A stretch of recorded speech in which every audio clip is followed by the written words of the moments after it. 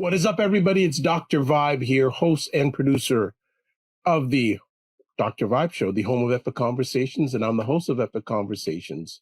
2020 Best Podcast News Award winner, 2018 Innovation Award winner given out by the Canadian Ethnic Media Association, and I am the co-host and co-producer of the only online show in the world for dads and fathers that is sponsored by Dove Men Plus Care, and also being part of that team last year was able to reach out and contact directly or indirectly over 100,000 fathers around the world. As always, I like to say you're blessed, highly favored, a magnet for miracles, and a solution for someone's problem. And it is Sunday afternoon, July 24th, and it is Black Canada Talking time. If you don't know what Black Canada Talking is, it's a live online event that provides Black Canadians the opportunity to give their takes and POVs on stories that are important to them. And also, we showcase Black Canadians that you need to know about. And our guest today is someone that there's a gentleman named Cesar who's on regularly on our Black Canada Talking roundtables, and he was bugging me forever to get our new friend on today. And it was about a month ago or what's in the last 6 weeks, I was at a conference in Mississauga, Ontario at Sheridan College that was being held by the Afro-Caribbean Business Network. Hail out to Ryan Knight and his team putting that great event on.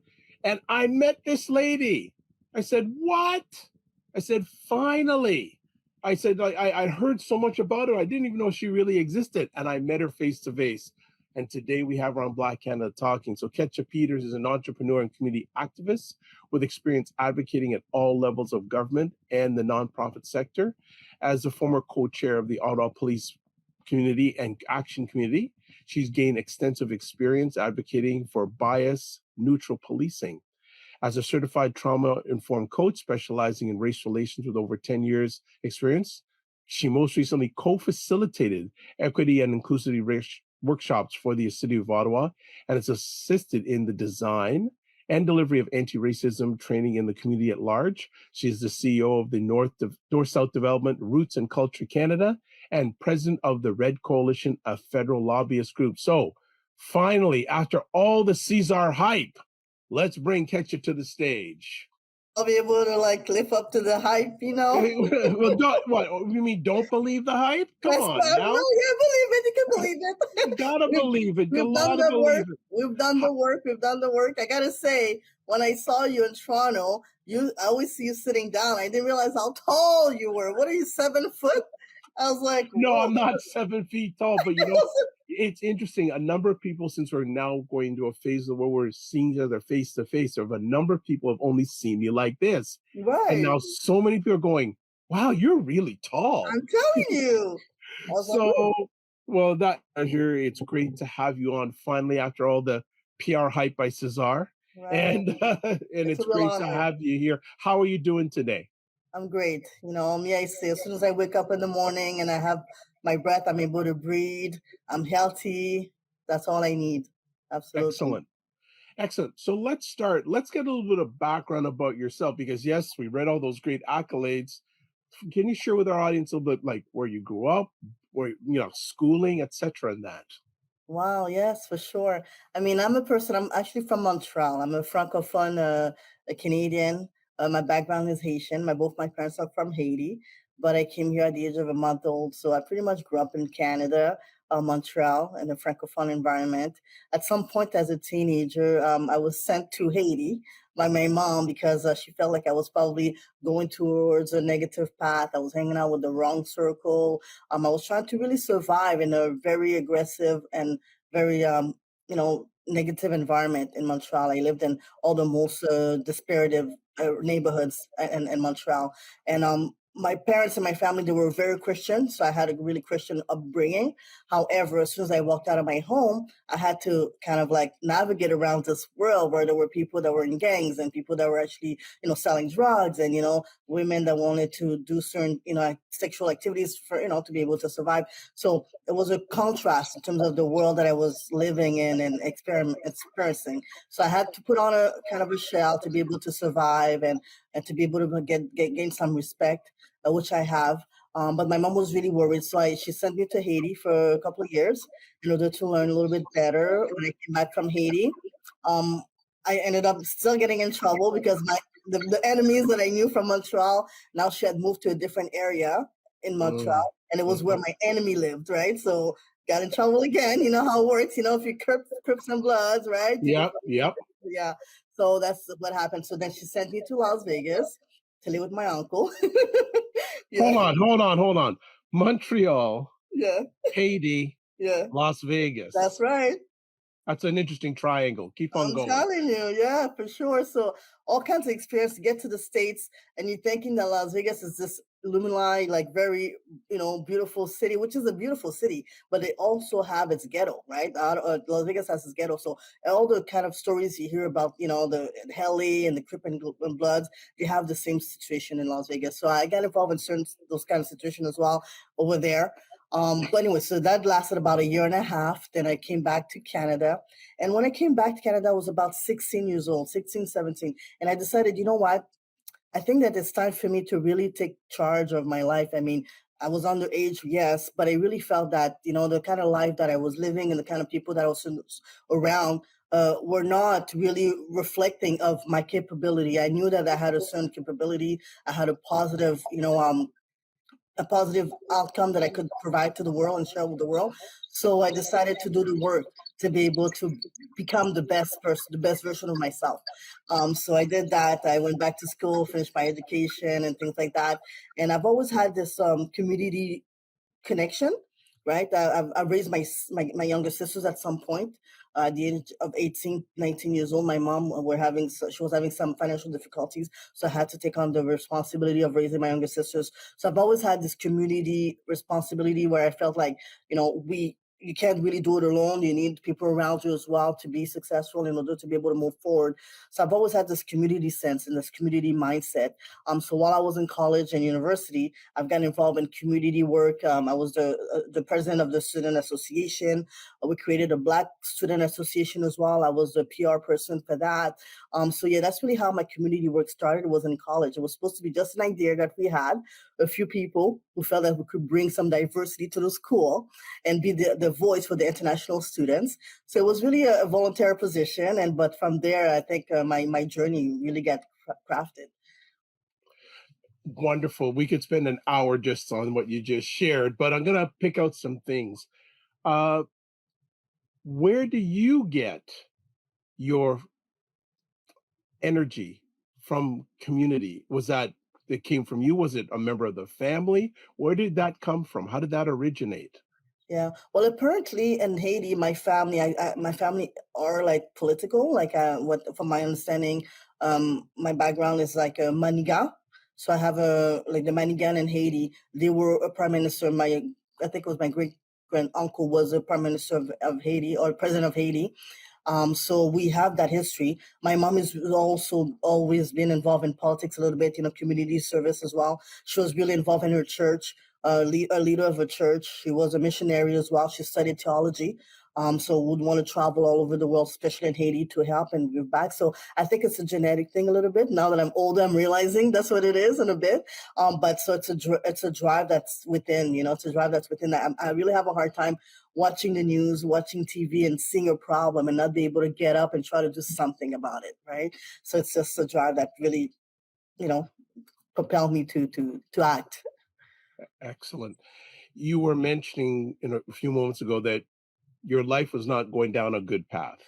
Right. I always like to ask my friends when they have situations like this, do you remember a moment or a few moments that it began to turn in the right direction? Was there Ab- an event or two? Absolutely. There was three exact events. Three. Okay. Yeah, I remember. The first one was well, like I said, I was in Las Vegas, and I used to be able to. I used to go to school and everything, but I didn't speak English at the time. I was a French person in the United States, around of English people, Black Americans. I couldn't really communicate or express myself. Some of them tried to make fun of me and bully me for that, but I didn't stand for that. I would fight back. So I got into a lot of physical, fights and intercession. I got in trouble for fighting, so they would kick me out of regular school. So from that, I wasn't going to regular school anymore. I wasn't going to regular classes anymore, but I was going to after school program. And in that after school program, there was a lady called Mrs. Maguire. I will never forget her name. She was the first person who really made me realize, the impact that we have in this world. Because she would try to talk to us, try to make us get to know who we are, understand our strength, really kind of like, pay attention to our weaknesses, but really, transfer the experience and the strength that we've developed on the street and use it for positive. But we didn't really pay attention to her because you know how it is. You're young. You think you know better. We're like, oh, what is this older white lady knows about our struggle, right? We were all Black kids living in the ghetto in Las Vegas, right? What does she have to tell us? And she would one day she said something around oh, you guys think you're really smart, right? You're not listening. You don't want to do anything positive with your life. But have you ever noticed that in the ghetto, whenever there's a shooting, right, or a stabbing, the police takes forever to show up? Like usually, and it's true, they would take like hours to show up. Let's say if there would be a stabbing, we would call the cops. Oh my God, our friend just got stabbed or just got shot. They would take like 2-3 hours literally before they showed up. And she told us, well, you know why? It's because what the racist white cops, right, in their mind, what they think is that whoever got shot or whoever got stabbed, let's give them time to die before we show up. So you guys are doing the work of those racist cops. Instead of having them kill you, you're killing yourselves, right? And that particular message really resonated with me because I was like, wait a minute. Wait a minute. I'm a rebellion person. Yes, So if I'm gonna move anyone's agenda, it'll be mine, not anyone else, right? That was one of the first times. The second time, so I kind of started listening, paying attention to her. But the second time was when I heard Tupac Shakur, right? It was the first song I've heard from Tupac Shakur's album, Brenda, the song Brenda. I would listen to the lyrics. And I don't know if you remember the lyrics of Brenda. It talks about how Brenda has a baby, but Brenda barely got her name. A damn shame. The girl can barely spell her name. She was about 15 years old and she had a baby. She didn't know what to do with that baby. And she now it would have impacted her grandmother because she was living with her grandmother. And now that her grandmother could afford to take care of her and her baby, then it would impact, right, her family, and then the community, and then the society and the welfare system, and right, so all those chain effect of that one decision in her life, right? So all these little things that start creating like a sense of consciousness in my mind around how my action really start to trickle down of that effect of reactions, right? And right. another thing that I really started to pay attention to, and as I was trying to go back to school, I was waitressing on the weekends to be able to pay for my education, and there was a person who came into the to the restaurant, and we were just having conversation. I was telling them about how I really would like to change my life. I don't feel like I've been a lucky person. I've been really unlucky and unfortunate in my life, and I think I don't know how to make things better. And that person really talked to me about the power of your subconscious mind and how you could really create any reality that you want. And he came back and he brought back a book, the Power of Your Subconscious Mind by Joseph Murphy. He actually came back and bought the book for me and gave it to me, and I read that book, and that book totally changed my life. Oh, I'm not hearing you. Oh, sorry. Thank you for just being able to bang, bang, bang those stories. That's really good. Really good. Now, you went to school. After you finished school, what was your journey? What was the next part of the journey? Because obviously you had this passion for social justice. Yeah. You went and got your education. What did you do after you graduated? Well, I was already working in community work, right? As I was a student, like I said, I became, one of the the PR representative of the Black Student Association at my school.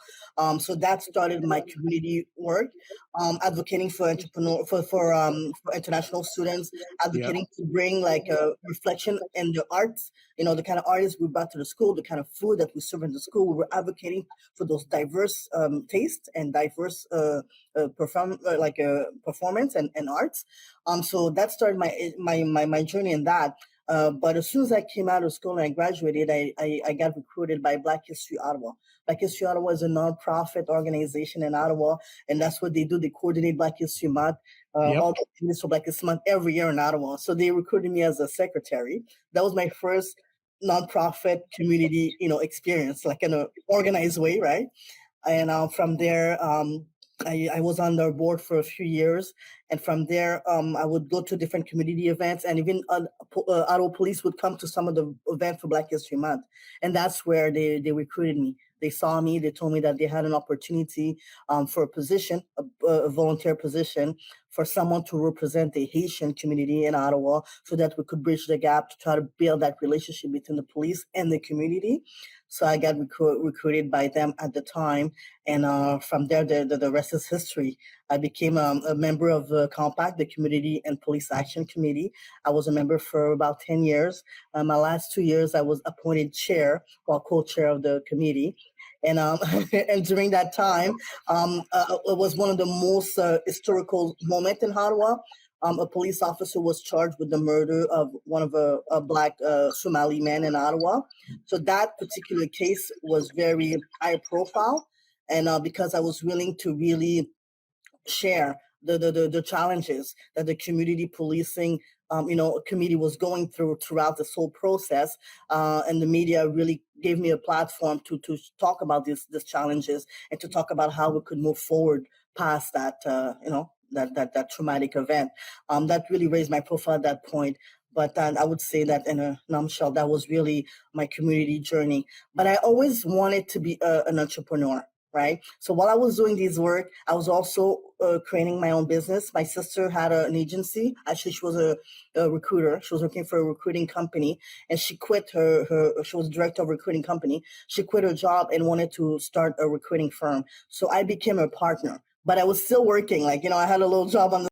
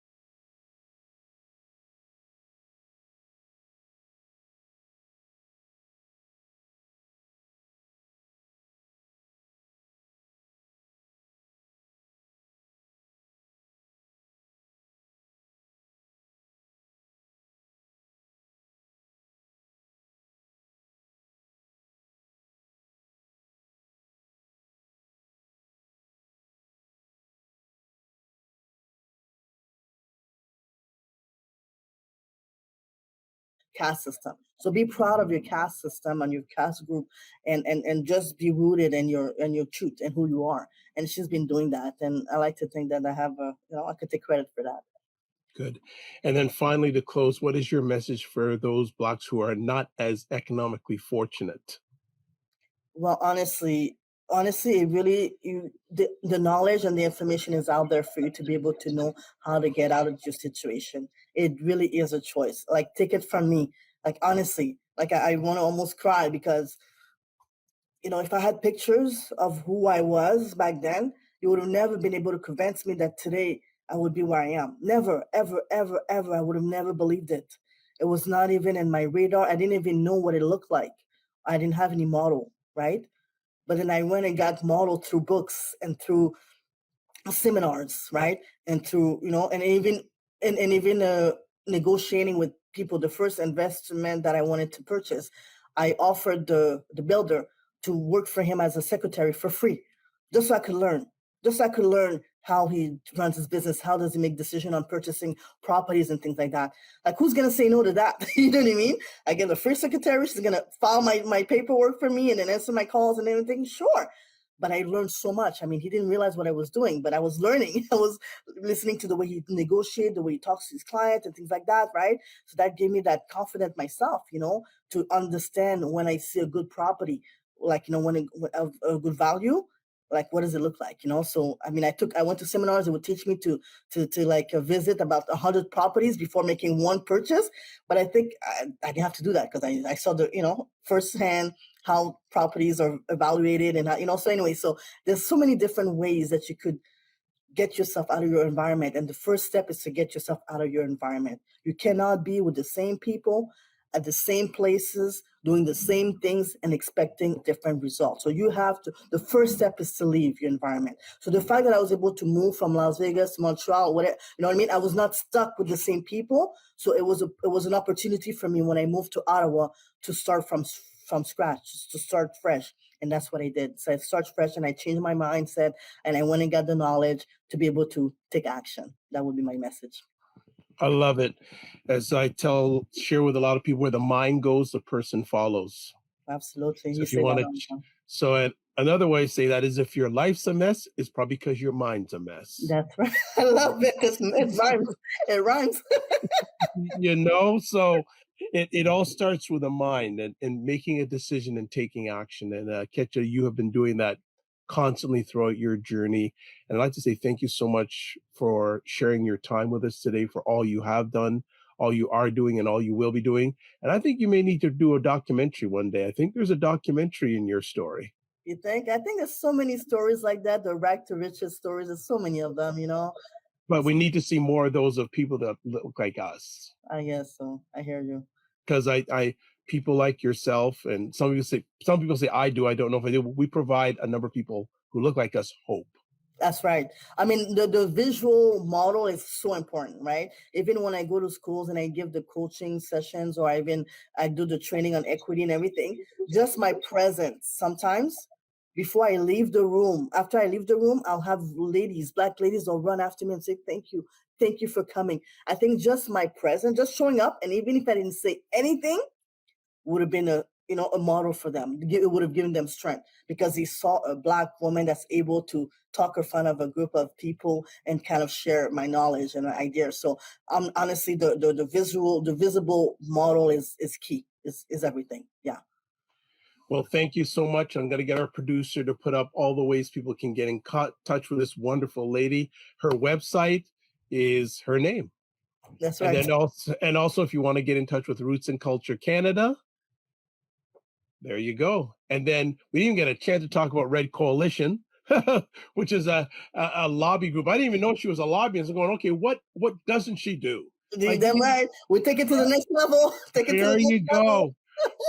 So those are the different ways you can get in contact with her or find out the great stuff that she and her team, her community is doing. So I'd say thank you so much. Look forward to seeing you again.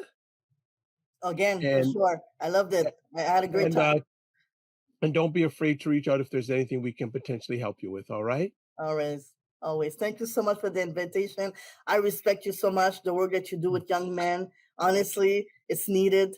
Our young men are so vulnerable, and us women, we need to give them a little break, because it's harder for them, honestly. But I know sometimes Black women, we're not as patient, and we just want to, the package to be already ready. So thank you for helping that package be ready for the Black women. I appreciate that.